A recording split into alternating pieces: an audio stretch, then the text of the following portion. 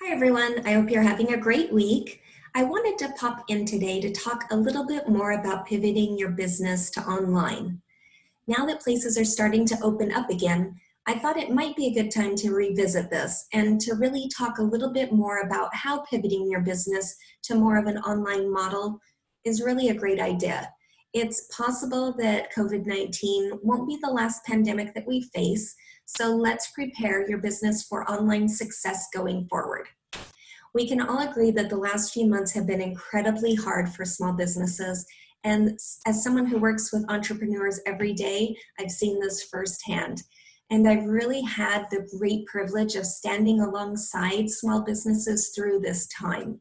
So I wanted to stop in to share what I've been seeing over the last few months with not only my current clients, but new clients. And I wanted to share some tips about how small business owners can not only survive, but really even thrive during a time of crisis by pivoting to more of an online business model. So now that we're a few months into COVID, I'm still really seeing a few different things as far as how small businesses are handling things and where small business owners are falling. So they're really falling into three categories: status quo, freezing, and then pivoting. So first, let's talk about status quo. So some people are sticking with, what has been working and going about business as usual. And for a lot of businesses, that can work, but for others, you really do need that online component. So I have some clients that already had a strong online component to their business before COVID. So sticking with the status quo is working for them. Second, I've seen a lot of businesses simply freeze, which is completely understandable. They're still hunkering down because they're scared and they're not sure what's going to happen. And I get it. Hunkering down can feel safe. But now that we're moving into summer and then, fall and winter, and we don't really know what's going to happen, whether COVID's going to come back or not, now really is the time to cut the fat, but not the muscle in your business. So it's really the essential time for you to keep your key talent and push your business forward in new ways. So if that sounds like you, I completely understand why you could have trouble getting to that point. There's so many factors that really can limit you and hold you back. And even for myself, there's an incredible level of anxiety about COVID-19 and, how it affects, life and business and, so many different things. And, anxiety is the killer of productivity.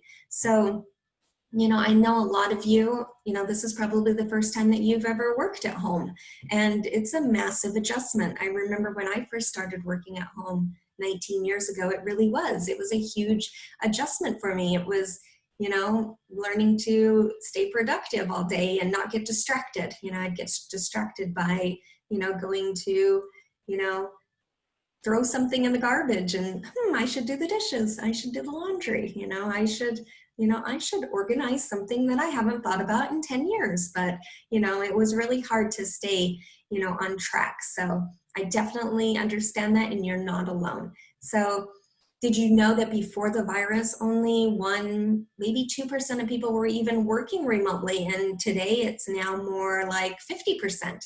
And really, that's an incredible shift in a very short period of time. And people everywhere are realizing that working from home isn't like working from an office. I think a lot of people assumed, oh, I'll have slow mornings, I'll get up, I'll have my coffee, I'll lounge at my computer in my pajamas. But you quickly discover that you don't get much done. So if that sounds like you, I get it, I do, and hear me out. So you've probably spent years and years building up your business and your brand. So you don't want to let, this virus and, working in different ways really stop that momentum that you've been building for years. It can be really challenging to come back from freezing up, and it just breaks my heart to see people shutting down and going out of business because they put things on hold. That happened with our little local bookstore, and it made me so sad. I wanted to, see them, offer something more online, but They didn't. They really just didn't. They kept trying to get people to come into the store, during the pandemic, which obviously wasn't going to happen. And they didn't have an online component to sell anything online. And, they weren't using social media or email marketing or, anything to really try to shift more online. And now they're gone. And it makes me so sad. So, that's just something to really think about. So that comes to the third category, which is pivoting. So the clients that I'm seeing thrive in the midst of all of this are the ones that really went full steam ahead. As soon as this happened, they quickly pivoted. They started to think, what parts of my business and marketing can I do online? And those clients that reached out to me that I'm seeing, doing quite well right now.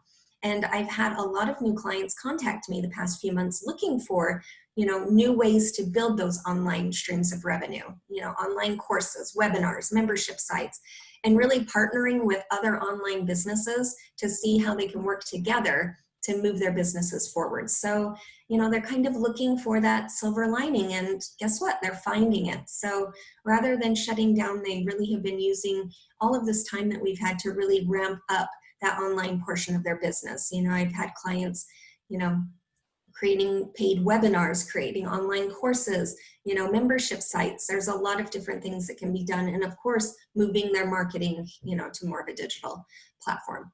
So I've also been talking to many small business owners who have physical storefronts and giving them advice on how they can move their business to online. For example, I have a gal that I work with who offered, her whole business was in-person cooking classes, and they were amazing.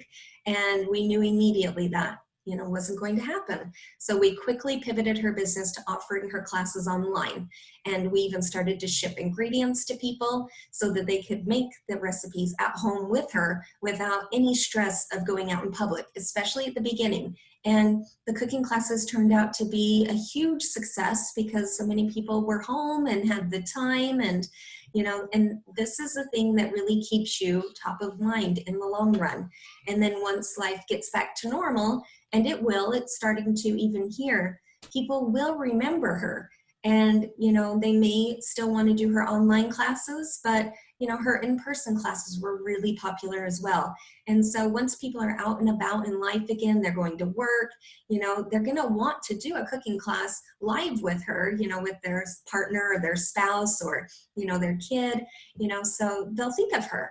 And, it will now give her two different, streams of revenue for her business. So what do you do if you're still struggling right now? What if pivoting your business online has just seemed too overwhelming? Well, during a crisis, your messaging really can't stop. We've talked about that. You really need to stay in touch with your clients. You need to, do things in more of a digital space. And while your messaging might need to be tweaked a little bit, it's okay. That's what pivoting is all about.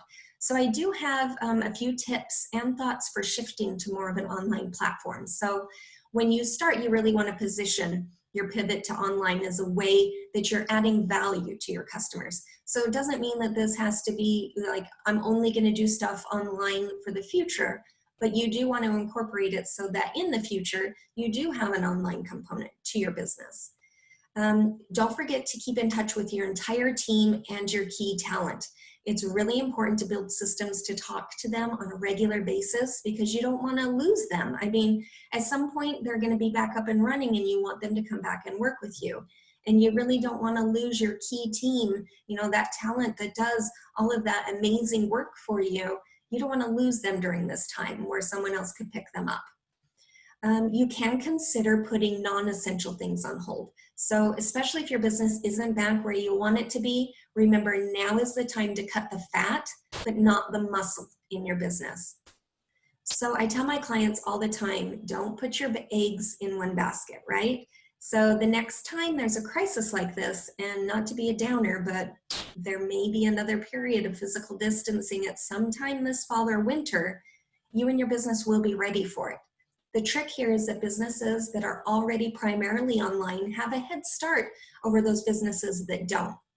However, once the crisis is over, those businesses that have pivoted, they're going to have two streams of revenue. They'll have both their online and offline rather than just the one. So we've all heard the phrase, slow and steady wins the race, and a slow and steady pivot will keep your business on track without burning you out. So remember, you don't have to build a webinar, an online course, do all your marketing online. You don't have to do everything at once, but you do need to pick what's going to work best for your business and start there. So it's projected that within 10 years, 73% of all teams will have remote staff.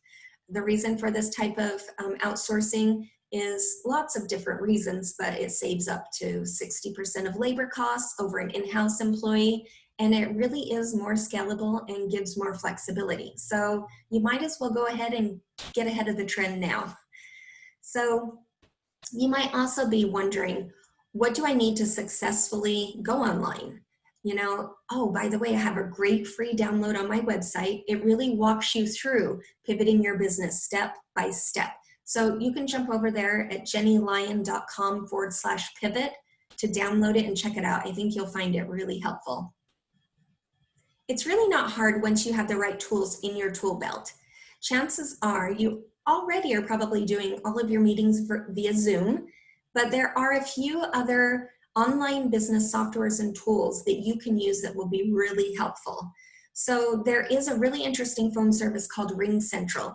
It's around $35 a month, but it includes everything you could possibly need as far as video conferencing, texting, calling, messaging. You might want to look into it. It might be a perfect all-in-one solution for you.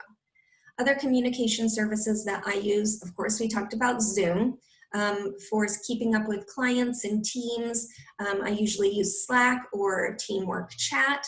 And you'll really likely want to use a project management system so everyone can stay on task. I really love Teamwork. That's what I use in my own business, but I have clients that use Asana and Trello. And you know, if you're billing clients and paying hourly employees or team members, then you really should have some sort of a time tracking system. I personally use Harvest, and I'll include these links in the show notes so you can check them out as well. But other great ones are MyTime or Toggl. So there's a lot of different project management and time management systems you can look into. So working online likely means saying goodbye to large physical filing systems. You'll want to get more acquainted with file sharing tools like Google Drive or Dropbox, and document signing systems like DocuSign or HelloSign. Your life will be so much easier if you create a system in your file sharing that will have really set folder structures and file naming conventions. You really want to think of the what, why, and who when you're creating one of those processes. So for scheduling, definitely check out Acuity, Vcita, or Schedule Once. A quick tip that I use for my scheduling is I sync my calendar with my husband's and my son's calendar. That way, especially with my son home from college, he's working in the other room, and you know, I don't want him popping in when I'm recording a video or on a podcast or you know, a client call or you know, some other really important meeting. So it's really easy for him to just check the calendar on his phone, and he's like, hey, mom's busy, you know, I'll pop in later. And you know, it can be really helpful. Of course, you probably already have, but if you haven't, you'll want to invest in equipping your home office to make sure that you can really do your best work. So that means a great webcam, microphone, headset, you get it. And of course, you'll need a desktop or a laptop. I always use a laptop. That way I can, you know, work around different places of the house or go outside or when I travel. And of course, comfy chair, which is a big one. For many years, I didn't think it was a big deal until I got a comfy chair. It's a big deal. It's a big deal. And yeah, and then of course, you really want to think about keeping everything updated. So I use a CRM, a customer relationship management system, which basically keeps all of my work with them, my notes, my, you know, documentation, records, everything I could possibly need right at my fingertips. And it's also a great idea to have all of the different processes and procedures in your business documented in an SOP. So I know it's a long list, I get it, it is, but it's really worth it, and it'll make sure that you have everything that you need to be set up for success at home. So another complaint that people have from working at home is staying on track. We talked about that before, where staying productive, it's tough. So I'm going to do a little bit of a deeper dive into some of my favorite tips and tricks for staying focused. So the first step is building a foundation in your day. So that means having a routine. This will help you minimize distractions. I try to stick to the same schedule every day. I know it sounds boring, it does, but it really helps me make sure that I get everything done and that I can log out of my computer at 5 o'clock and, have time with my family. Second is you'll want to find a place in your home that's as quiet as possible. You probably may or may not have a dedicated home office, so you really need to find a space, and, you need to find time where you can work without the kiddos and the pets coming in, to check out what's going on. I know this too well. My pug, Noodles, and my French Bulldog, Olive, they like to come in all the time, and they are distracting because I want to kiss them. I want to hug them.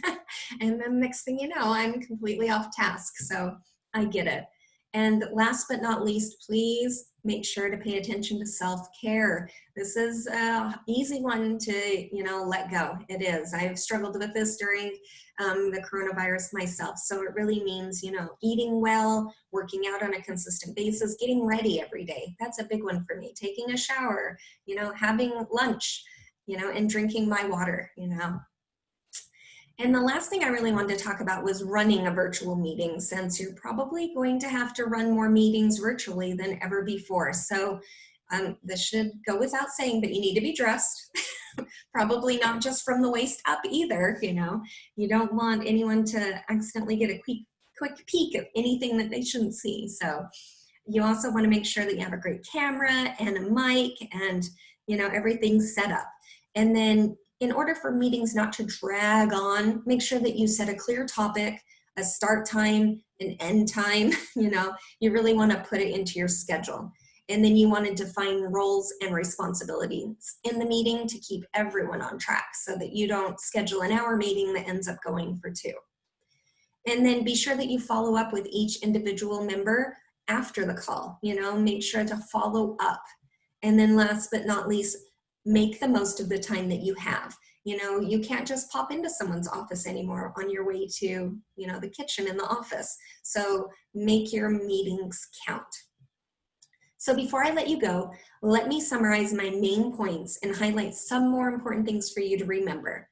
So I think the key to all of this is to keep moving forward, but to also think of new ways that you can build your community around your business and shift your business to more of an online platform. So you'll want to keep your content and your products positive and fun, and focus on things that people can do together.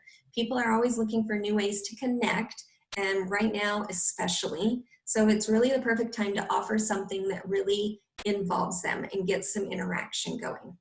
If you're launching something new during this time, keep in mind that it's okay to charge for your products and your services. Just keep that in mind. It's okay. I've been hearing a lot of people are selling their biggest ticket offerings, for online events and courses right now.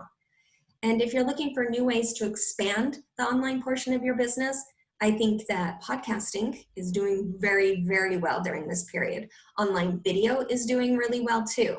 So especially content that directly addresses the viewer, it's the perfect time to connect with your audience in these ways if you're not doing it already. So for those of you who are looking for a little more help working remotely, remember I have that free step-by-step workbook at jennylyon.com/pivot. I hope you find it helpful. If you have questions about it or you need any help at all pivoting your business, let me know. I'm happy to answer any questions you have. Shoot me an email, text me, call me. I'm here. I'm here to support you. Let me know what questions you have. Good luck. You're doing a great job, and I'll see you next week. Take care.